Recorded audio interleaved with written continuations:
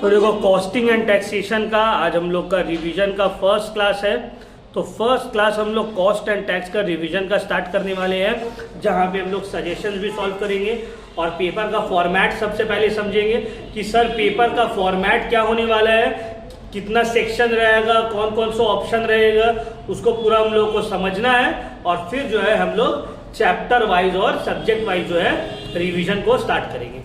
तो सबसे पहले पेपर का फॉर्मेट में आ जाते हैं कि सर पेपर का फॉर्मेट किस तरह का रहेगा, what will be the format of the paper. ठीक है, तो पेपर का जो फॉर्मेट है ये पूरा का पूरा जो मॉडल क्वेश्चन पेपर में दिया हुआ है उस तरह से ही पेपर का फॉर्मेट रहेगा। सबसे पहले सेक्शन ए, जिसमें आपको 2 मार्क्स का क्वेश्चन करने का रहेगा। ठीक है, सेक्शन ए में आपको 2 मार्क्स का टोटल क्वेश्चन करने को रहेगा। अब 2 मार्क्स में क्या देगा और आपको क्या करने का रहेगा, देखो मेनली जहां तक हमको लगता है 2 मार्क्स में आपको थ्योरी देगा। ये क्या हो, देखो तो ठीक है, 2 मार्क्स में जो है वो मेनली आपको थ्योरी देगा। तो देखो जो सेक्शन ए है पहला वाला, इसमें आप देख रहे हैं क्वेश्चन 1 2 3 4 टोटल 4 क्वेश्चन है।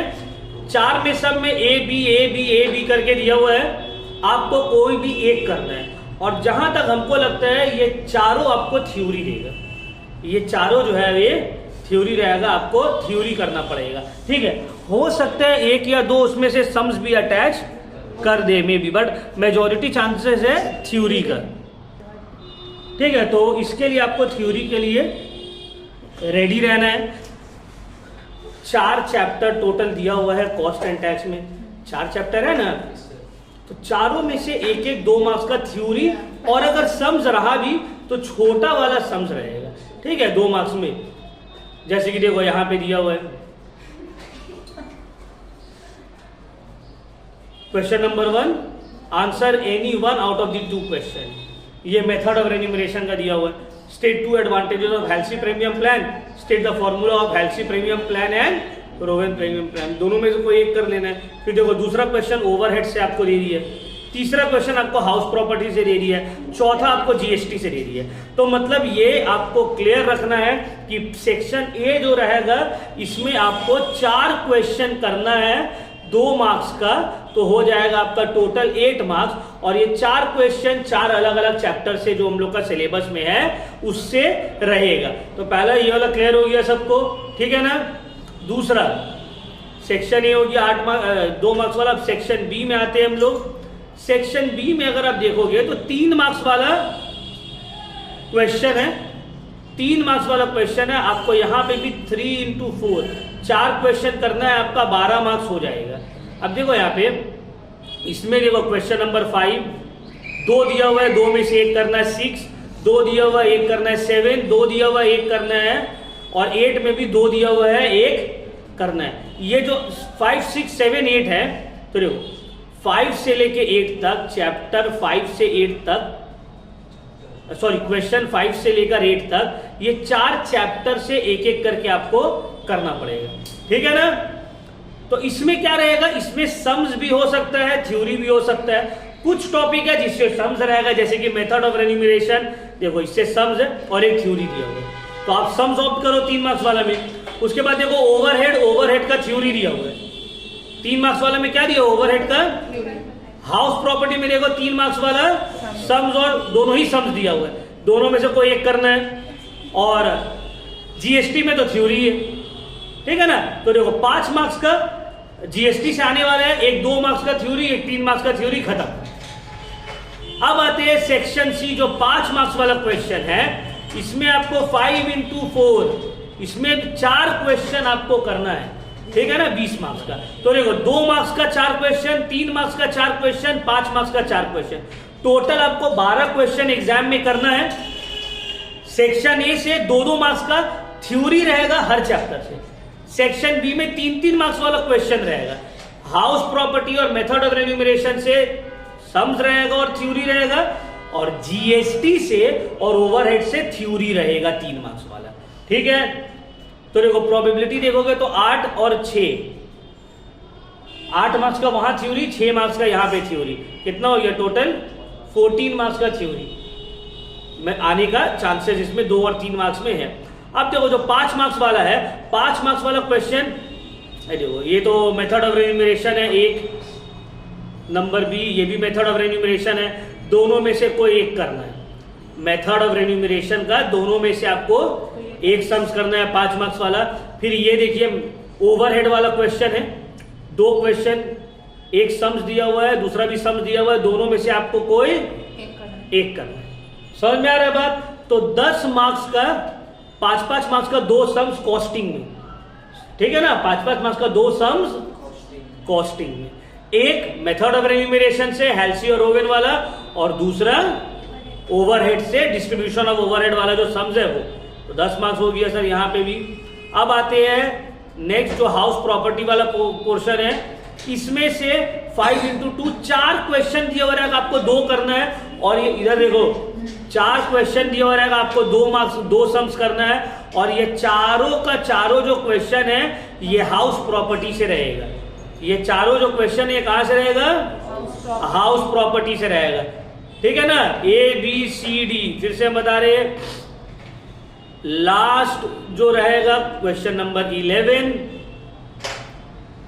4 में से कोई 2 करना है, क्योंकि टैक्स कॉस्टिंग में क्या है, मेथड ऑफ रेन्यूमरेशन से 10, ओवरहेड से 10, लेकिन टैक्सेशन में हाउस प्रॉपर्टी से 15, जीएसटी से सिर्फ 5। तो ये वाला जो टॉपिक है इससे पूरा का पूरा हाउस प्रॉपर्टी का 10 मार्क्स का रहेगा। 4 क्वेश्चन देगा, कोई भी 2 करना है। अब सर 4 क्वेश्चन में क्या देगा? चारों सम्स देगा।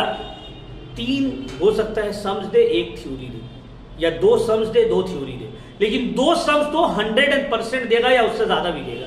अगर तुम इसी को देखोगे नंबर 11 का ए, ये सम्स है, बी भी सम्स है, सी जो है ये भी सम्स है, और डी जो है ये भी सम्स है, मतलब चारों सम्स है ना। तो हो सकता है 1 थ्योरी भी दे, चारों सम्स दे, ठीक है। तो यहां हो गया आपका 40 मार्क्स। तो 2 मार्क्स वाले में 1 थ्योरी, 3 मार्क्स वाले में 1 थ्योरी, और उसमें 2 हाँ हाउस प्रॉपर्टी का तो 15 मार्क्स का जो आ रहा है, 2 5-5 मार्क्स वाला सम्स, 2 मार्क्स वाला में हाउस प्रॉपर्टी का एकदम थ्योरी रहेगा, इतना निश्चित रखो एकदम 100%। 3 मार्क्स वाला में भी 90% चांस है वो थ्योरी रहेगा। तो ये अभी देखो हम पढ़ाना स्टार्ट नहीं किया, अभी हम आप लोगों को क्या बताए, बोर्ड्स का जो पेपर आएगा उसका फॉर्मेट। तो आपको माइंड में रख के जाना है कि भाई हाउस प्रॉपर्टी का हमको 5-5 मार्क्स वाला 2 सम्स करना है, एक 3 मार्क्स वाला थ्योरी, एक 2 मार्क्स वाला थ्योरी। मेथड ऑफ रेन्यूमरेशन का एक 5 मार्क्स वाला सम्स करना है, एक 2 मार्क्स वाला थ्योरी, 3 मार्क्स वाला सम्स या थ्योरी। जीएसटी का एक 2 मार्क्स वाला थ्योरी, एक 3 मार्क्स वाला थ्योरी। ओवरहेड का 5 मार्क्स वाला सम्स, 2 मार्क्स वाला थ्योरी, 3 मार्क्स वाला भी थ्योरी ही रहेगा। समझ में आ रहा है बात? तो इससे तुम्हारा कॉन्सेप्ट में क्लैरिटी आ जाएगा कि भाई हमको जो है जीएसटी का क्वेश्चन में इतना ज्यादा सम्स में प्रैक्टिस नहीं करना है, मॉडल पेपर में दिया हुआ। क्लियर हुआ पॉइंट? समझ में आया? तो ये जो अभी हम बताए आप लोगों को, ये है बोर्ड का पेपर का किस तरह का पेपर रहेगा। अब हम लोग स्टार्ट करते हैं सम्स को सॉल्व करना, ठीक है। तो चलो let's start from the beginning. Book देना कोई? अरे ये वाला कॉपी नहीं, कॉपी में लिखा हुआ है।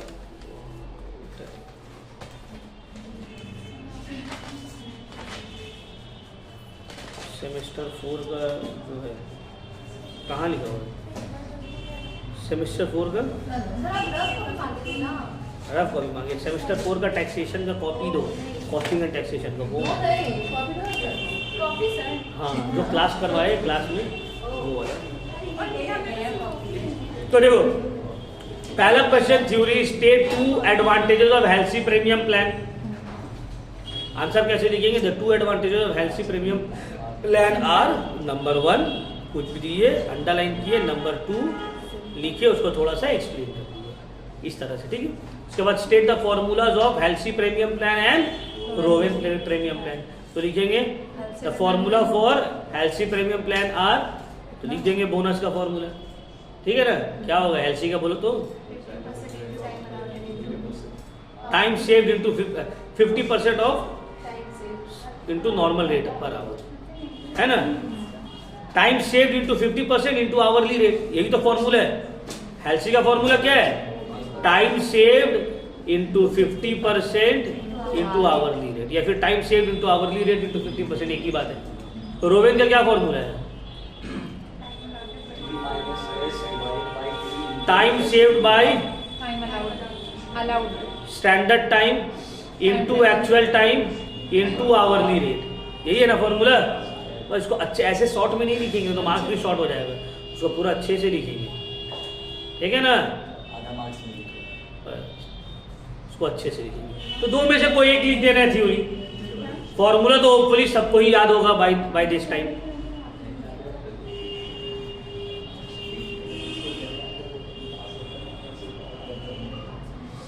चलो नेक्स्ट स्टार्ट करते हैं हम लोग।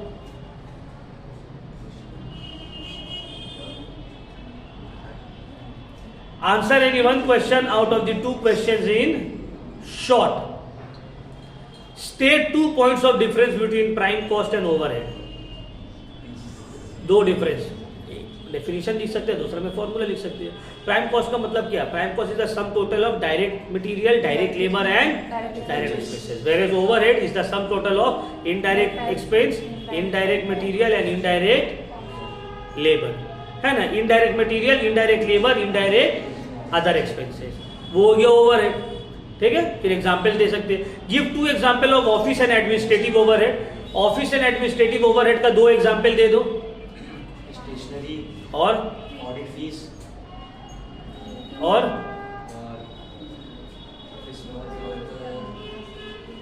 Furniture, depreciation on office furniture, है ना, ठीक है।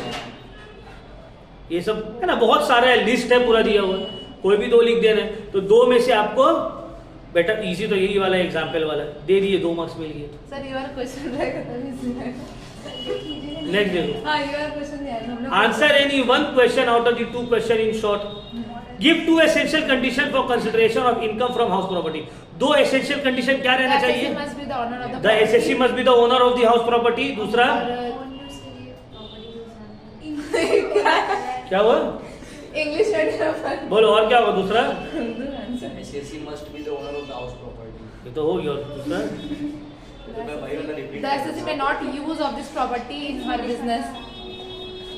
ये हो गया, the half property should not be use for the purpose of own business. Own business. और एक और पॉइंट बताओ।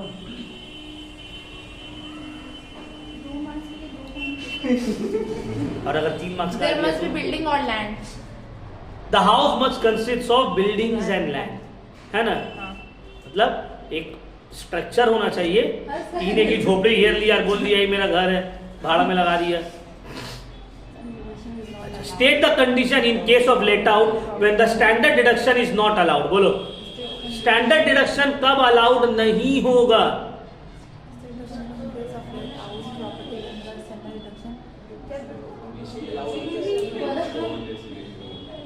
बोलो हिंदी में बोलो, चलो संस्कृत में आता है। बोलो, संस्कृत में बोलो। सर स्टैंडर्ड डिडक्शन तो हमेशा ही लगता है। कब नहीं अलाउड होगा? स्टैंडर्ड डिडक्शन किसके ऊपर लगता है?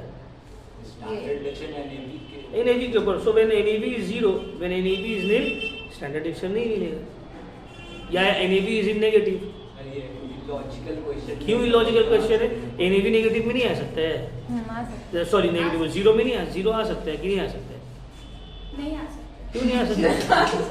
हाँ सर, एनएबी कब 0 आएगा? माइनस में आता है ना, वो नेगेटिव में आता सर वो सेल्फ नेगेटिव में तो वोट में आता है और उसमें लेट आउट का पूछा हुआ है। हाँ। लेट आउट में कभी भी नेगेटिव मतलब 0 आ सकता है, नेगेटिव में नहीं आएगा। 0 सर 99.99% चांस है कि 0 नहीं आएगा। नेक्स्ट देखो, 2 फीचर्स ऑफ जीएसटी। कोई भी 2 फीचर लिख देने, ठीक है। What are the different types of goods and services tax? इसको लिख देना है, सीजीएसटी, एसजीएसटी, आईजीएसटी, यूटीजीएसटी, है ना। ठीक है, तो ये थ्योरी है, थ्योरी में देखना किसमें कम लिखना पड़ेगा, यस सर। ठीक है। चलो अब आते हैं कोई 2 में से एक difference between Halsey and Rowan premium plan और एक सम्स है। Standard time to do a job is 10 hours. Standard time कितना है? Santosh complete it in 8 hours actual time, तो स्टैंडर्ड टाइम कितना हो गया? 10 actual time 9. 8 hours. Thanks to rate of wages per hour is 30. Calculate the amount of bonus for Santosh under Halsey. Yeah. अब देखो simple sir, time save कितना हो गया यहाँ पे? अगर यहाँ पे देखेंगे सर तो standard time 10, actual time 8. Model set में तो इजी लग ही रहा है, बाकी क्वेश्चन पे सर लेकिन Standard time 10. मॉडल में इजी नहीं देना चाहिए, हार्ड देना चाहिए ताकि हम लोग को पहले पता समझ ऐसा होता है.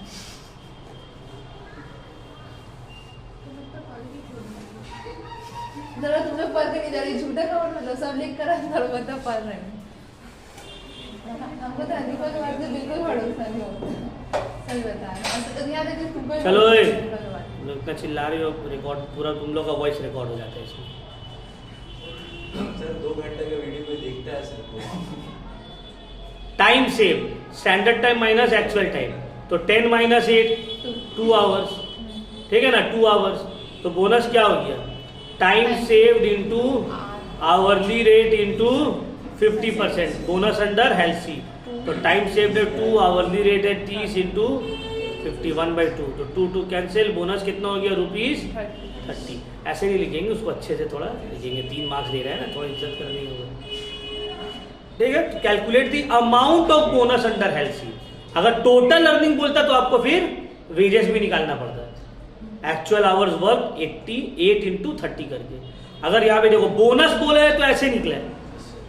ठीक है ना, बोनस बोला है तो ये निकला है. अगर टोटल अर्निंग बोलता है तो यहाँ पे अलग से फिर actual time into hourly rate अलग से करना पड़ता है. तो फिर 30 के साथ 8 इंटू 30 240, तो 30 प्लस 240 270 हो जाता है. समझ में आ रहा है ये सब डिफरेंस? तो बोला नहीं है, बोला तो सिर्फ यही निकालना है, तो ये भी बोल सकते हैं. सर अगर इफेक्टिव आवरली रेट बोल देगा निकालने तो जो टोटल अर्निंग आया है इसको डिवाइड कर देंगे एक्चुअल टाइम टेकन. अगर इफेक्टिव आवरली रेट बोल देता तो 270 डिवाइडेड बाय 8. सर इफेक्टिव का मतलब कैसे? मतलब पर आवर कितना कमा रहा है? 33.75 रुपीज हो जाता है. तो ये क्वेश्चन से 3 चीज पूछ सकता था आपसे. बोनस जो हम लोग निकाले, टोटल अर्निंग जो यहाँ पे दिए दे कर दिए, और इफेक्टिव आवरली रेट जो यहाँ पे करके दिखाया. ठीक है ना, एक क्वेश्चन है, इसमें से कोई भी 3 चीज पूछा जा सकता था. नेक्स्ट, ओवरहेड का what is the right in short different categories of overhead on the basis of function. क्या क्या हुआ है? Factory overhead, selling overhead, office and administrative overhead, selling and distribution overhead.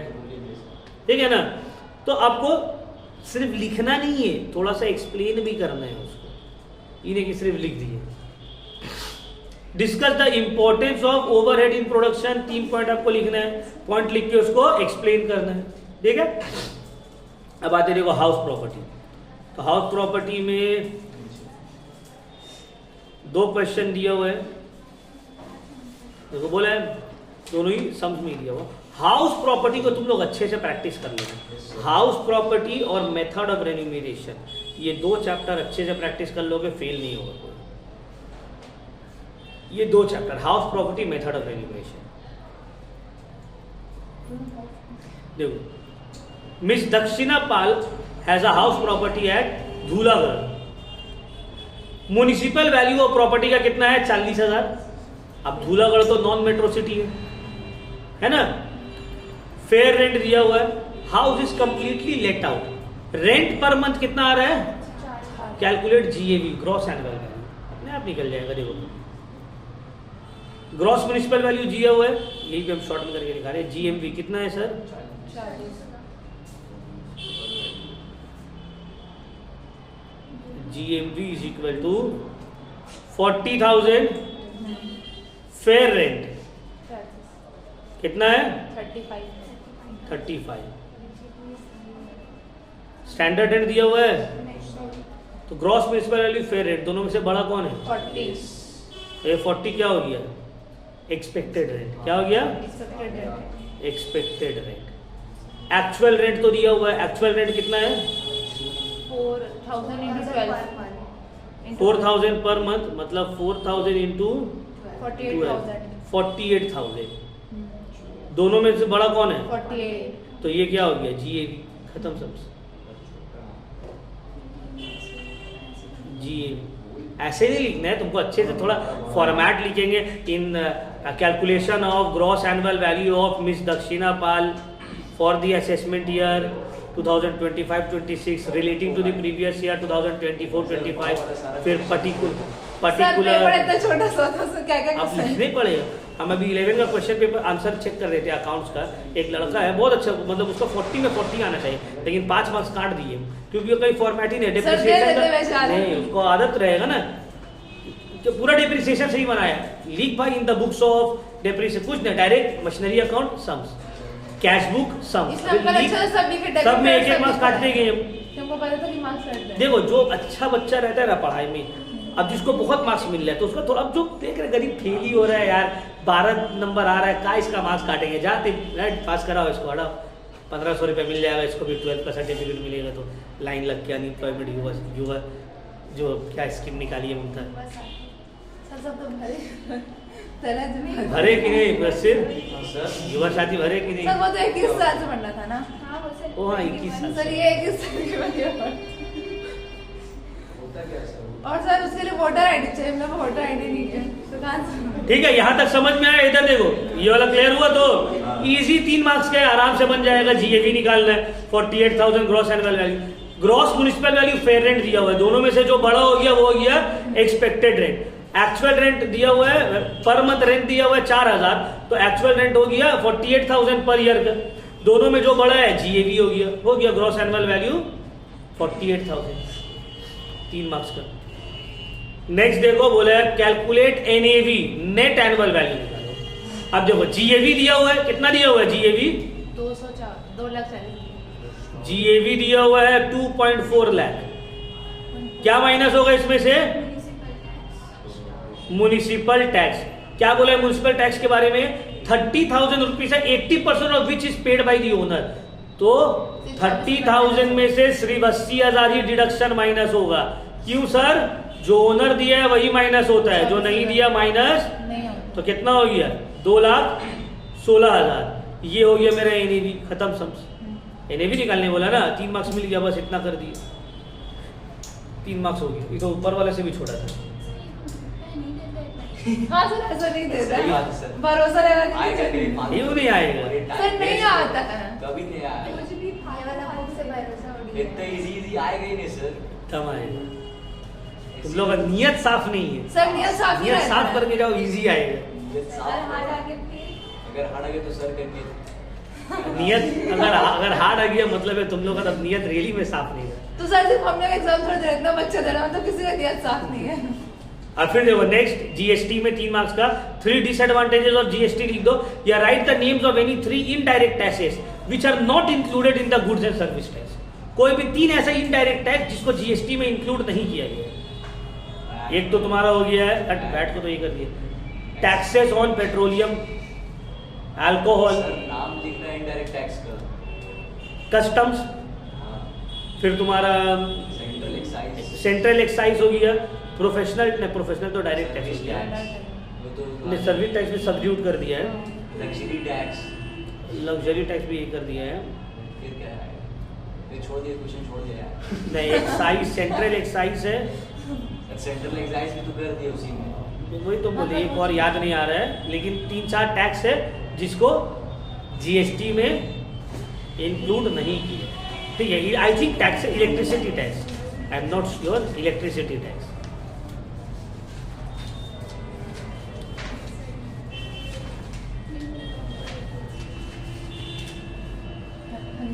Next देखो 5 मार्क्स वाला है, देखिए book देखो 5 मार्क्स वाला बोला है from the following information calculate. अब देखो यहां पे देखो total wages, effective rate of wages of 2 worker under Halsey and रोवेट।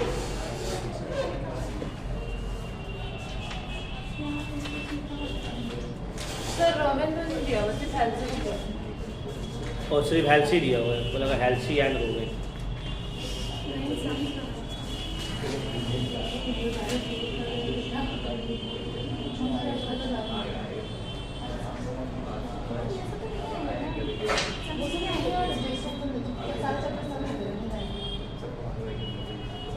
है जो देखो दिया हुआ है। Export duty, custom duty, anti dumping duty, research and development cess, electricity duty, motor vehicle tax, ये सब जो है जीएसटी में इसको सबमर्ज नहीं किया गया। अब देखो यहाँ पे 5 मार्क्स वाला इजी क्वेश्चन, कोई भी एक करना है। स्टैंडर्ड टाइम और normal rate of wages per hour दे दिया है, एक्चुअल टाइम दे दिया है। आपको क्या बोला है, टोटल वेजेस और इफेक्टिव रेट ऑफ वेजेस निकालो। 2 वर्कर है ए और बी का। क्वेश्चन एकदम इजी है, आराम से बनेगा। हेडिंग देंगे, ठीक है, calculation of total earning and effective rate of earning of worker A and B. ऐसे देने के बाद फिर से लाइन खींचेंगे। सर क्या हुआ? फिर से इसमें इजी दिया हुआ मॉडल क्वेश्चन। अरे इजी आएगा यार, क्या सर आप सर इसलिए आपको इजी लगता है। सर रहे या पैर रहे, तो पढ़ के रहोगी इजी रहेगा। क्या है बैठो।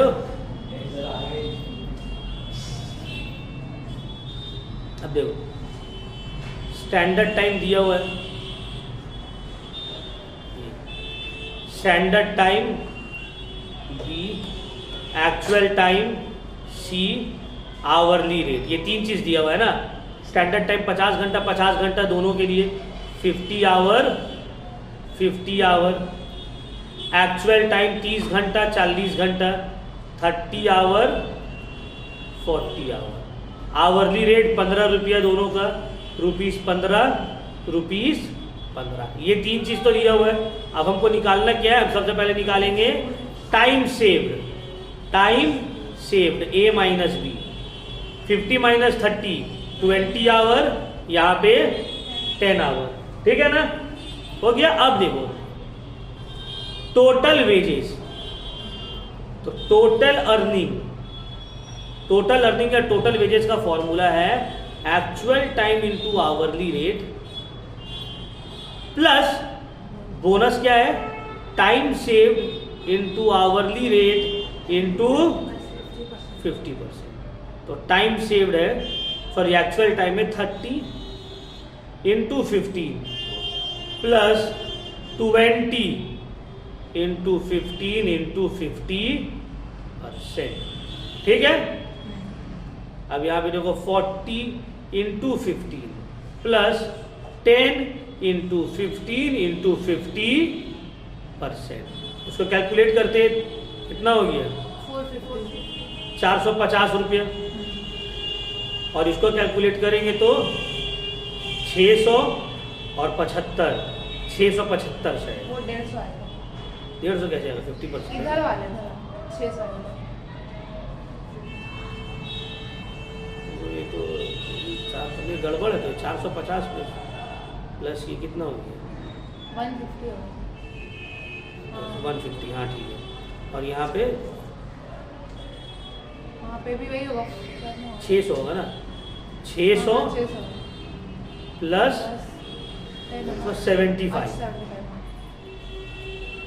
सॉल्व करते हैं तो आ गया 600 रुपया यहाँ पे, और यहाँ पे 675, ये निकल गया टोटल अर्निंग। अब next effective rate of wages. तो इफेक्टिव रेट ऑफ वेजेस का फॉर्मूला क्या है, effective rate of wages is equal to total earning divided by actual time. तो टोटल अर्निंग है 600 और एक्चुअल टाइम है 30, तो 20 रुपया हो गया।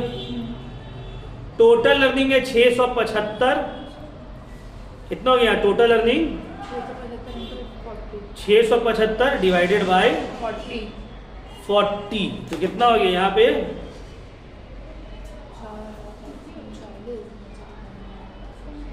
16.875 हो गया सम 5 मार्क्स का। ये 2 निकालना है आपको, ठीक। नेक्स्ट सेम क्वेश्चन, सेम तरह का, लेकिन आपको यहां पे क्या करना है, रोवेन प्रीमियम स्कीम के हिसाब से निकालना है। From the following particulars, calculate total earning of P and Q under Rowan scheme. Also calculate their total rate of wages. P Q दे दिया, ठीक है. अब देखो सेम टाइप तो क्वेश्चन, बस फॉर्मूला यहाँ पे क्या हो जाएगा, ए बी की जगह P और इफेक्टिव रेट का फॉर्मूला सेम है। हाँ इफेक्टिव रेट का फॉर्मूला सेम रहेगा. देखो इसको भी करते हैं.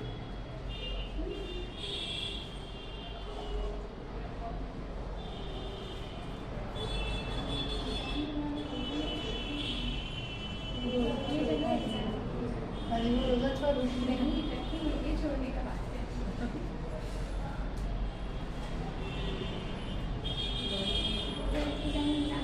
चलो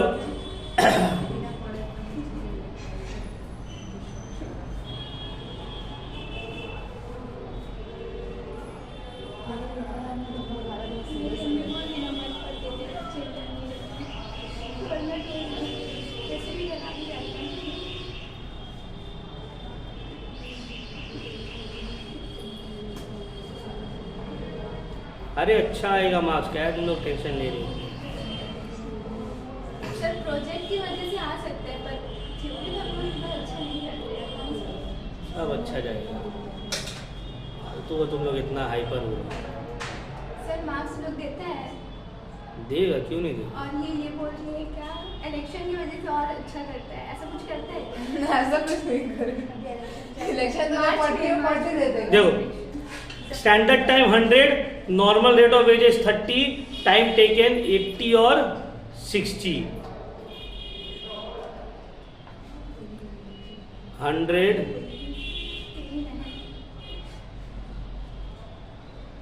80, 60. Rate of wages 30. Time saved 20 hours 40 hours. ठीक है ना. अब देखो यहाँ पे total earning actual time into hourly rate plus क्या होगा, time saved by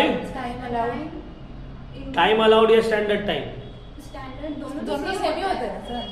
time allowed और सॉरी एक्चुअल टाइम या standard time. Standard standard time into time taken actual time या time taken into hourly rate. ठीक है.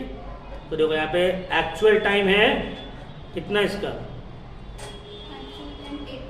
80 into 30 plus time saved है 20, standard time है 100, time taken है 80, hourly rate है 30. ठीक है. यहाँ पे भी 60 इंटू 30 प्लस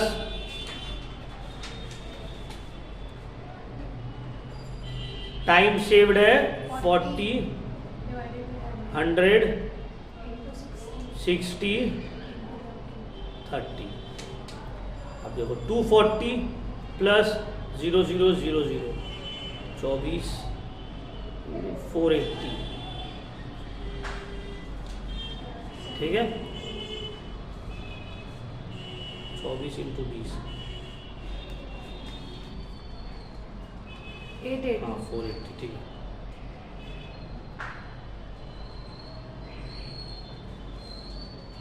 इंटू 80 720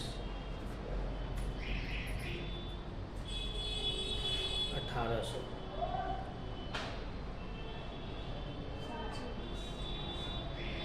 ठीक है. 1800 प्लस 720 25 20 25 2880 2400 प्लस 480 2880. ठीक है. Effective hourly rate 2880 divided by actual time 80 hours. 2520 divided by 60. 2880 divided by 80 36 rupees. 2520 divided by 60 42 rupees. ठीक है. ओके. 5 में 5 मिल जाएगा आराम से। नेक्स्ट देखो, अब यहाँ पे ओवरहेड का आपको क्वेश्चन दिया हुआ है, आपको बोला है सॉल्व करने, तो इसको आप लोग सॉल्व आप लोग कर लोगे। हम सिर्फ बता देते हैं कौन से बेसिस पे होगा। Following information from the following information of Suhasini manufacturing company prepare a primary overhead distribution. अब देखो यहाँ पे सिर्फ और सिर्फ प्रोडक्शन डिपार्टमेंट है, कोई भी सर्विस डिपार्टमेंट, प्रोडक्शन डिपार्टमेंट है, सर्विस डिपार्टमेंट है ही नहीं। तो रेंट कौन सा बेसिस पे डिवाइड होगा? फ्लोर। रेंट होगा फ्लोर। फ्लोर एरिया पे। Indirect wages direct wages. Direct wages पे। Supervisor salary, number of workers. Insurance of machinery, value of machine. General expense, general expense कौन सा बेसिस पे होगा? डायरेक्ट वेजेस पे। और सर फायर इंश्योरेंस किसमें होता है? वो भी वैल्यू ऑफ स्टॉक पे। Fire insurance value of stock पे होगा। मशीनरी में इंश्योरेंस वैल्यू ऑफ मशीन में होगा। ठीक है, फायर इंश्योरेंस क्योंकि स्टॉक का होता है ना, इस वजह से। तो जनरल एक्सपेंस कौन सा बेसिस पे डिवाइड होगा? डायरेक्ट वेजेस बहुत सारा जगह में जो है नंबर ऑफ वर्कर्स पे भी डिवाइड कर देता है। ठीक है ना, दो ही डिपार्टमेंट है, प्रोडक्शन डिपार्टमेंट, तो इजीली बन जाएगा। नेक्स्ट देखो, सेम तरह का है। यहां पे देखो प्रोडक्शन डिपार्टमेंट Q1 Q2 और सर्विस डिपार्टमेंट S1। यहां एक सर्विस डिपार्टमेंट भी है। तो देखते हैं सर, लाइटनिंग कौन सा बेसिस पे? Number of light. Number of light points, number of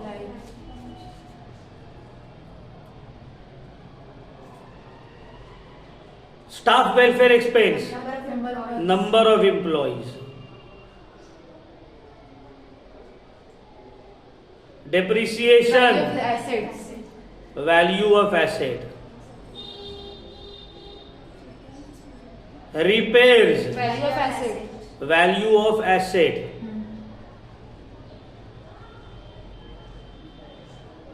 stores overhead, direct materials. इसके बेसिस पे डिवाइड हो जाएगा। और कुछ इसमें है direct material direct material service department का रिकॉर्ड होगा, प्रोडक्शन डिपार्टमेंट का रिकॉर्ड नहीं होगा। याद है ना। हाँ सर बताइए। यहां पे भी डायरेक्ट पेजेस प्रोडक्शन डिपार्टमेंट का, तो ये तो रिकॉर्ड होगा ही नहीं, है ना। तो 5-5 वाला 2 क्वेश्चन इजली आप लोग से ये बन जाएगा। इसको बनाना है, ठीक है, बनाना है एकदम, छोड़ना नहीं है, इसको कंप्लीट करना है। अब देखो हाउस प्रॉपर्टी का 2 question. Shri Suman Dey is the house owner in Chinsurah. Chinsurah Bengal में एक जगह है चिंसुरा। अब दिया हुआ है डिटेल उसका, आपको क्या निकालने बोला है?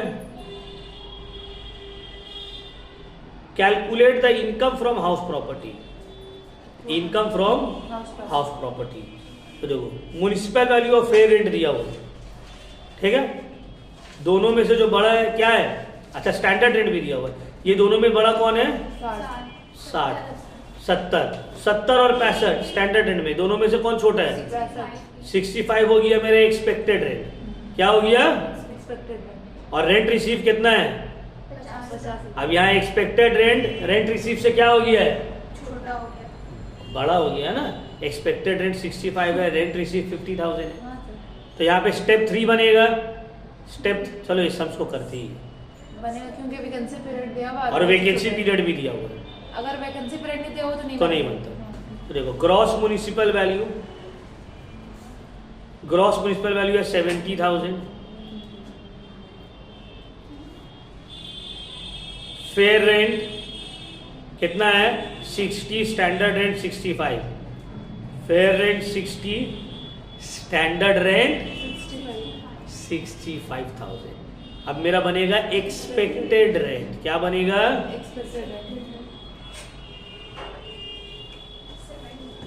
फोन देना तो कोई अपना 1 मिनट कॉल मारना है। मेरे ही नंबर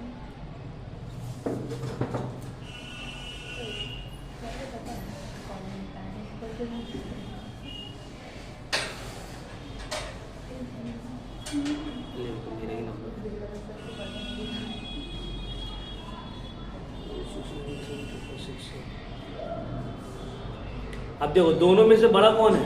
65 हो गए। 60 और दोनों। हेलो, हाँ बोलो। अरे स्टूडेंट का नंबर है, क्लास रिकॉर्ड कर रहे हैं। क्या बोलो?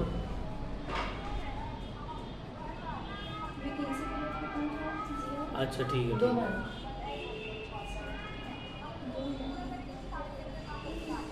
6 बजे तक, ठीक है ठीक है ठीक है।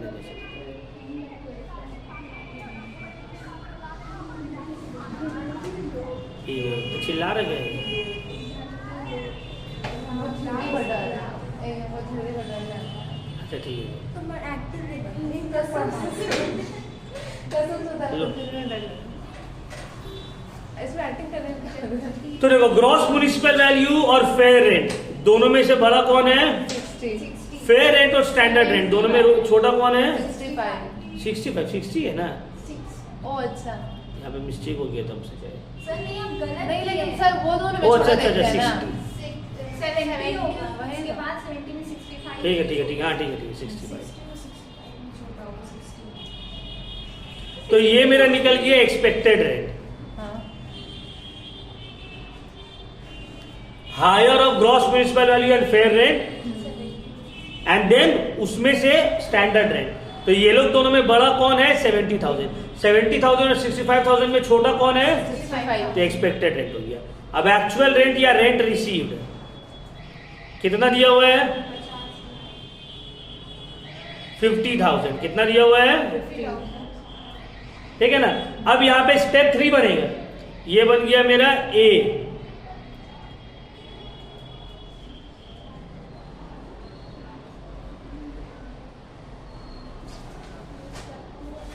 वन 2, तो ये मेरा रहा एक्सपेक्टेड रेंट, एक्चुअल रेंट। अब थर्ड रीजनेबल एक्सपेक्टेड। अब क्योंकि एक्सपेक्टेड रेंट एक्चुअल रेंट से बड़ा है तो यहां पे हम लोग क्या निकालेंगे? Expected rent minus vacancy period rent minus vacancy period rent. आज एक स्टूडेंट फोन करके ये वाला पूछ रहे सर वो स्टेप 3 समझ में नहीं आ रहा है। उसको बोलेगी तुम वीडियो दोबारा देखो। हम 2 हफ्ते पहले हम भूल गए थे, फिर हम आपको वीडियो 65,000। अब देखो वैकेंसी पीरियड रेंट कैसे निकलेगा, ध्यान से समझो बात को। रेंट रिसीव 50,000 है और 2 महीना वैकेंसी पीरियड है, कोई भी अनरियलाइज रेंट नहीं है। इसका मतलब है आपको जो रेंट मिला है ये 10 महीना का है। तो वैकेंसी पीरियड का रेंट कैसे निकलेगा आपका? ये जो आपका 50,000 है ये 10 महीना का है तो 2 महीना का कितना हो जाएगा?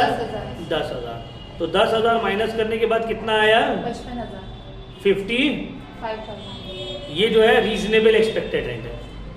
रीजनेबल एक्सपेक्टेड रेंट या RER। अब एक्चुअल रेंट और रीजनेबल एक्सपेक्टेड रेंट दोनों में से कौन सा बड़ा है? 55 ना, 65 ना।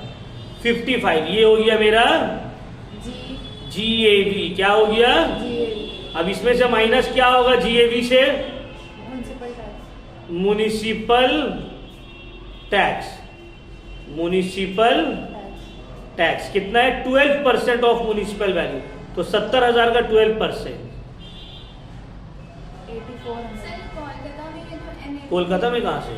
चिंसुरा बंगाल में, कोलकाता में थोड़ी है। 8,400।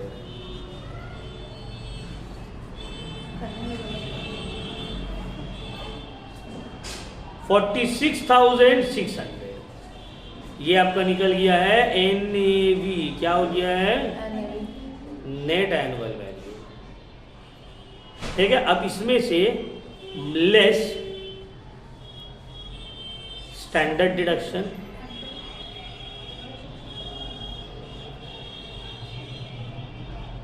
Under section 24 subsection 1 30% of NAV। तो 46,600 का 30%। 13,980 और दूसरा लोन इंटरेस्ट ऑन लोन। तो इंटरेस्ट ऑन लोन कितना है? 10,500। फायर इंश्योरेंस प्रीमियम को कुछ नहीं करना है। इंटरेस्ट ऑन लोन 10,500, 24,480 माइनस करो इससे 46,600, 22,120। ये हो गया मेरा income from house property. Clear हुआ? कोई दिक्कत? बस हो गया सम्स 5 मार्क्स का। तो सिंपल स्ट्रेट फॉरवर्ड क्वेश्चन है। नेक्स्ट देखो, बोले 2 हाउस दिया हुआ है। Mister Abhijit Nandi is the house owner of 2 houses, one for residence self occupied, other let out on a monthly rent of 23,000। ठीक है, 2 हाउसेस का डिटेल दिया हुआ है। आपको बोला है compute income from house property. अब इसमें से बोल दिया हाउस 2 में 25% of the municipal value in respect of house 2 is paid by the tenant. Interest on house loan in respect of house to represent interest on loan taken for the marriage of Nandi's sister by mortgaging the house। तो ये less नहीं तो ये तो less नहीं होगा, इसका interest on loan less नहीं हो। नहीं होगा हाउस 2 का। क्यों? तो घर को गिरवी रख के बहन का शादी के लिए लोन लिए, ठीक है ना। और दूसरा म्युनिसिपल टैक्स जो पे कर रहा है उसका कितना % पे किया है टेनेंट? 25। तो इसका सिर्फ 75% डिडक्शन आपको मिलेगा, ठीक है ना। इसका सिर्फ 75% डिडक्शन आपको मिलेगा। तो जब हम लोग सम्स करेंगे, देखो सेल्फ ऑक्यूपाइड का तो डायरेक्टली एनएवी नील और माइनस कर देंगे इंटरेस्ट ऑन लोन 25,500। तो इसका इनकम फ्रॉम हाउस 1 हो जाएगा माइनस 25,200। हाउस 1 का तो एकदम क्लियर है, होपफुली आपको समझ में आएगा।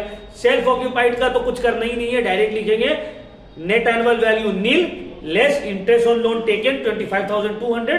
तो income from house 1 25,200 in bracket हो गया। अब हाउस 2 जो लेट आउट किए, इसमें देखिए सब कुछ ठीक है।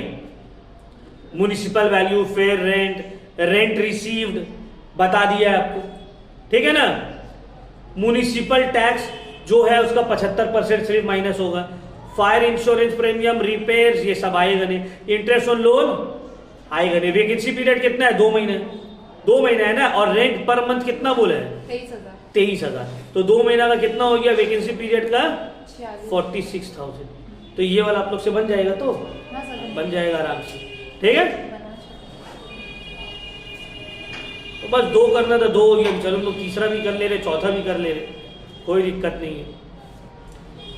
फिर बोला है mister Sameer Bhattacharya is the house owner of 2 houses, both the houses are let out at a monthly rent of 22,000 और 30,000। दोनों का मंथली रेंट बता दिया है। Municipal value, fair rent, repairs का तो आएगा ही नहीं। पेंसिल से ऐसे कर देना है क्वेश्चन पेपर में। एक तो एकदम इजी है, देख लो सब दे दिए। म्युनिसिपल वैल्यू और फेयर रेंट दे दिया हुआ है। मंथली रेंट दिया हुआ है तो एक्चुअल रेंट रिसीव्ड आपको निकाल देना है ना। रेंट रिसीव्ड निकल जाएगा, मंथली रेंट दिया हुआ है। तो म्युनिसिपल वैल्यू और फेयर रेंट में जो बड़ा होगा वो होगी एक्सपेक्टेड रेंट, और रेंट रिसीव्ड तो दिया हुआ है। वैकेंसी पीरियड है नहीं, ये लोग दोनों में जो बड़ा होगा ग्रॉस एनुअल वैल्यू हो गया। उसमें से म्युनिसिपल टैक्स माइनस कर देंगे, नेट एनुअल वैल्यू हो गया। उसमें से माइनस कर देंगे 30% of NAV and interest on loan. मतलब हाउस प्रॉपर्टी का सम्स बहुत इजी दिया हुआ मॉडल पेपर में। पता नहीं एग्जाम में भी इतना इजी देगा। अब लास्ट नंबर डी बोला है मिस सुजाता प्रमाणिक is the house owner of 2 house. First को लेट आउट किया है, सेकंड सेल्फ ऑक्यूपाइड है, दूसरा वाला क्या है? सेल्फ ऑक्यूपाइड है। तो इसका कुछ भी काम नहीं आएगा अपना, सिर्फ इंटरेस्ट ऑन लोन बोला है नहीं आएगा। तो interest on loan taken for repairs, 30,000 लेकिन इतना minus up to a maximum of 30,000। Clear हुआ? चलो अब बाकी में देखते हैं।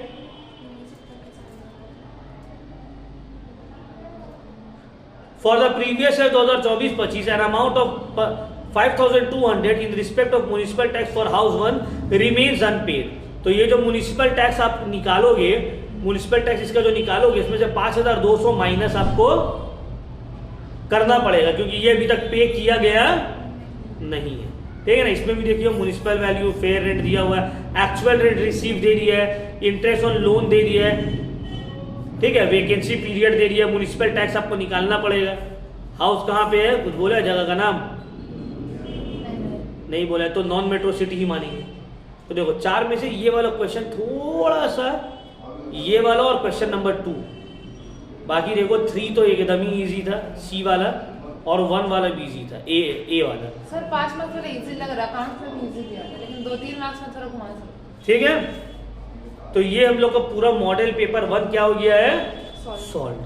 ठीक है, तो मॉडल पेपर 1 को आप अच्छे से सॉल्व करिएगा। नेक्स्ट क्लास कल जो है हम मॉडल पेपर 2 आप लोग को सॉल्व करवाएंगे।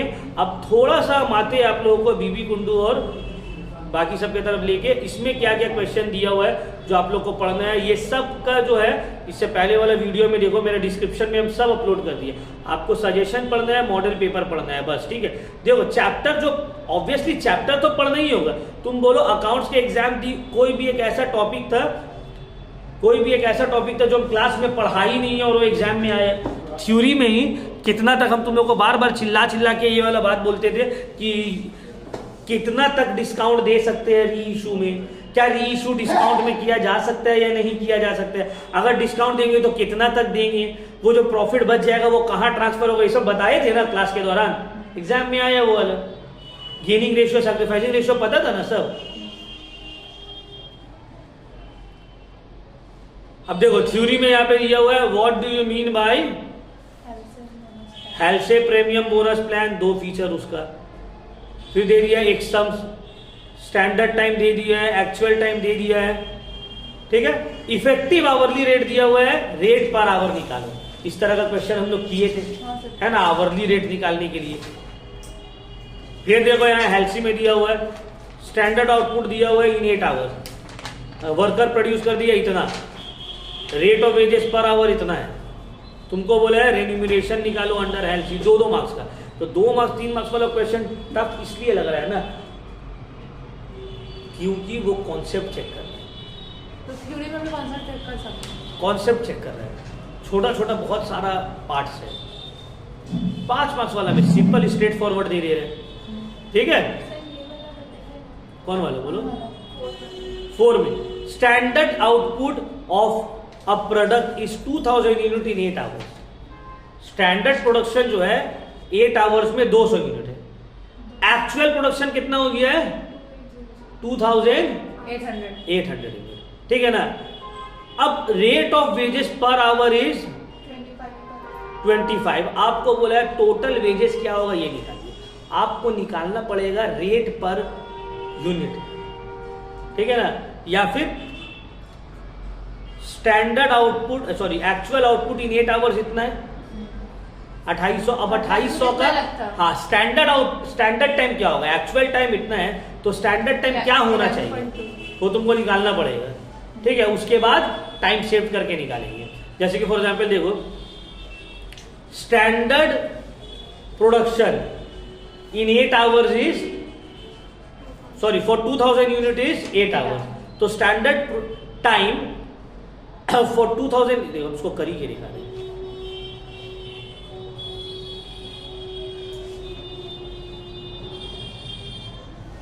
स्टैंडर्ड प्रोडक्शन या स्टैंडर्ड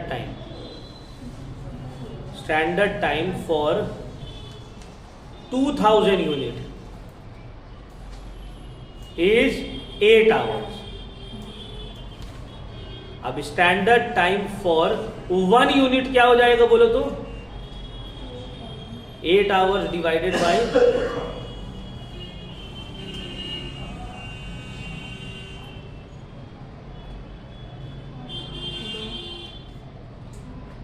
इतना। ठीक है, अब standard time for 2800 unit is 8 divided by 2000 into 2000, 11.2 hours standard time. ठीक है ना, standard time 11.2 hours. Actual time कितना लिया ये? एक्चुअल टाइम कितना लिया ये? 8 आवर्स। कितना लिया? 8। टाइम सेव कितना हो गया? 3.2। अब तुमको क्या निकालने बोला?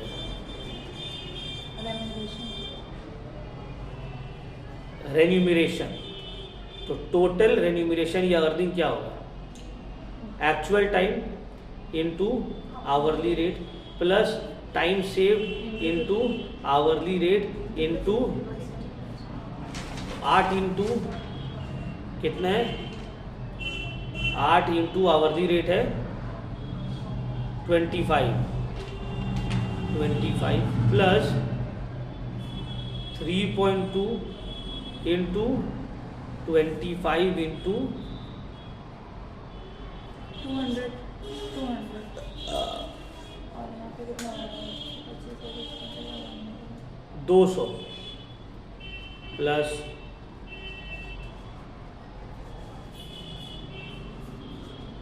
40 240 कितना हो गया? ठीक है, तो बन गया सम्स 2 मार्क्स वाला।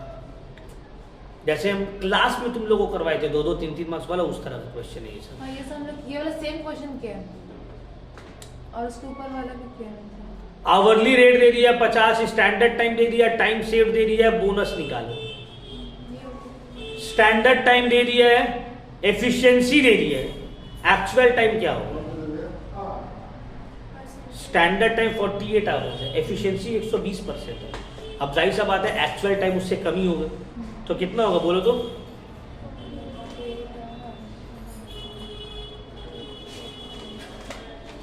40 आवर्स। 40 आवर्स। एफिशिएंसी का फॉर्मूला क्या है? Actual time bye standard time into 100 है ना? 40 आवर्स आ रहा है आंसर। तो यहाँ पे कर देंगे standard time divided by efficiency is equal to actual time. Simple है जो, देखो ना, standard time divided by efficiency is equal to actual time. क्यों सर? क्योंकि actual time divided by standard time into 100 आता था ना एफिशिएंसी। अब देखो यहाँ पे स्टैंडर्ड टाइम कितना है? 48 डिवाइडेड बाय 120%। तो सॉल्व करेंगे 120 नहीं 120%, मतलब 120 बाय 100, मतलब 48 इंटू 100 बाय 120।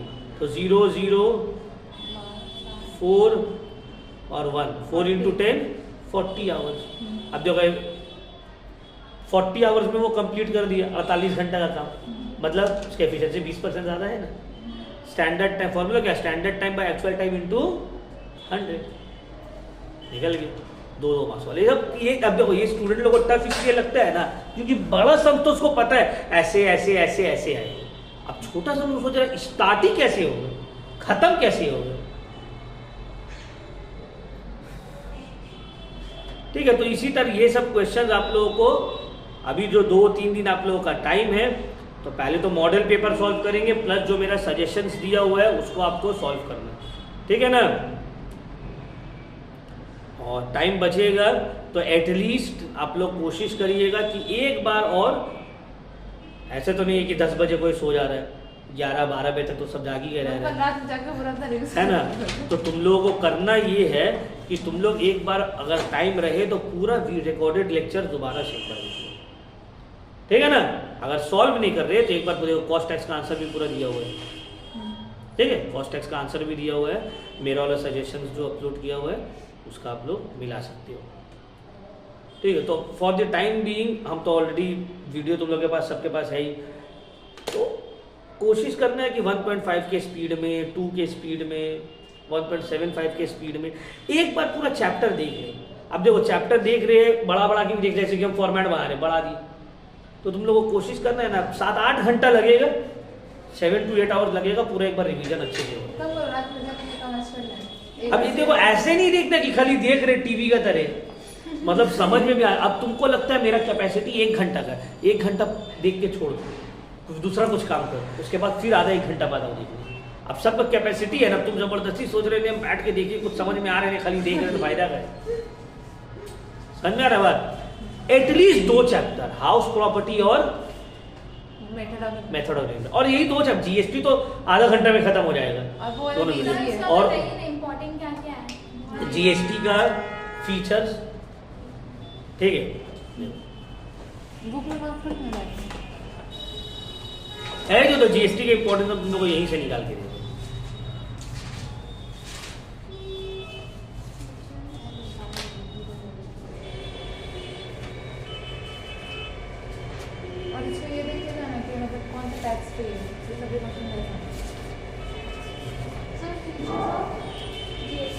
एक मिनट रुको।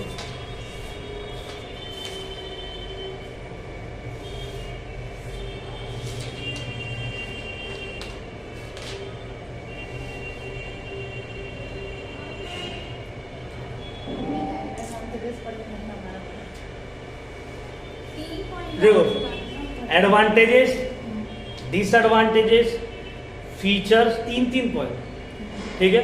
3 taxes that got submerged under GST, 3 indirect taxes जो अभी भी जीएसटी आने के बाद भी है, ठीक है ना। देखो ये हो गया व्हाट इज जीएसटीआईएन, ठीक है ना। Types of GST, what is GSTN, GSTIN. Sir types तो बहुत है, बस नाम मेंशन करिए। टाइप बहुत कहाँ से, 4 है ना? हाँ तो उसको definition- डेफिनेशन क्या मतलब, नाम लिखिए और फुल फॉर्म उसका अगर बोलेगा पूरा एक्सप्लेन करो। एक्सप्लेन करने नहीं बोलेगा। नहीं बोलेगा। अगर तुम देखो कि 3 मार्क्स का है तो तुम थोड़ा एक्सप्लेन ऑब्वियसली कर दोगी, 2 मार्क्स करेगा। ठीक है। Tax structure under GST 0%, 3%, 5%, 12%, 18%, 28%, 40%। कौन सा प्रोडक्ट है जिसके ऊपर 0% लग रहा है अभी? डायमंड के ऊपर 0% है। बुक्स और हेल्थ इंश्योरेंस, बुक्स, ये सब के ऊपर, ठीक है। डायमंड के ऊपर 3% है, ठीक है। और फिर तुम्हारा 40% किसके ऊपर है? कौन सा प्रोडक्ट है जो जीएसटी से बाहर रखा गया है, ठीक है ना।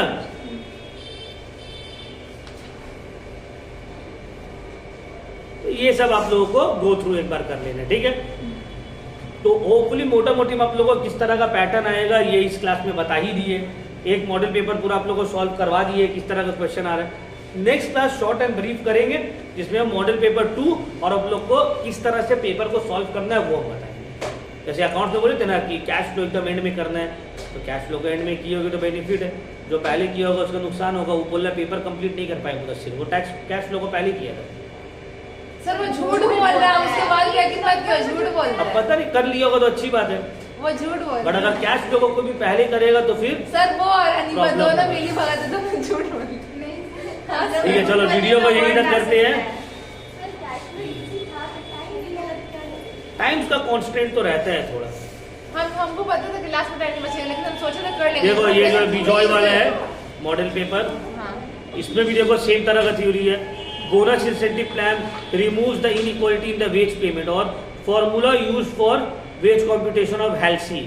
What do mean by overhead, what do mean by apportionment of overhead, allocation of overhead, ये सब वीडियो में एक्सप्लेन किए हम। किसके बेसिस पे ये सब क्या क्या चीज में डिवाइड होगा? डायरेक्ट वेजेस और सर्विस कॉस्ट, फायर इंश्योरेंस। देखो फायर इंश्योरेंस तुमने पूछी थी ना अभी, supervision cost, direct material of service department, कौन सा बेसिस पे डिवाइड होगा? ये सब दिया हुआ वो। मतलब जितना बीबीए कुंडो में और मॉडल पेपर में जितना थ्योरी है बस वही पढ़ के चलेंगे। हाँ, जो मॉडल पेपर का थ्योरी है वो जो मेरा सजेशन वाला थ्योरी है, ये दोनों मिला के वो थ्योरी आप एकदम मस्ट आपको करना ही है। इतना थ्योरी आप कर लिए, आपका आ जाएगा इसमें से कॉमन एग्जाम में, ठीक है। और आप लोग टाइम निकाल कर एटलीस्ट ये 2 चैप्टर कंप्लीट वीडियो दोबारा से पूरा देखिए, ठीक है ना। सर ये वेरिएबल है ना? क्या हाँ। समझ में नहीं आया क्या बोल रही हूँ? ये है कि ये फिक्स है, ये वेरिएबल है, ये सेमी वेरिएबल है? ये सेमी वेरिएबल कॉस्ट है, देख रही नहीं हो इंक्रीज हो रहा है, लेकिन वेरिएबल रहेगा तो सर वो नहीं, वो वाला कौन वाला? कौन वाला? तुम नाम बताओ तभी ना सुन सकते। क्वेश्चन नंबर कौन सा? सी से ऊपर जो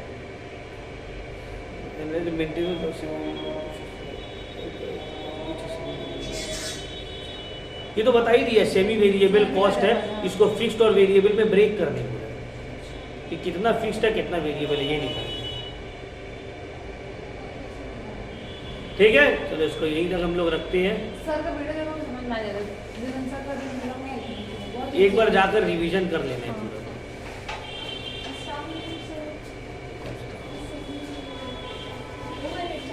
परसों एग्जाम है ना, कल तो नहीं है। ठीक है, कल फर्स्ट रमजान है, आराम करो। सर आराम नहीं कर, एक बार एग्जाम कर लो।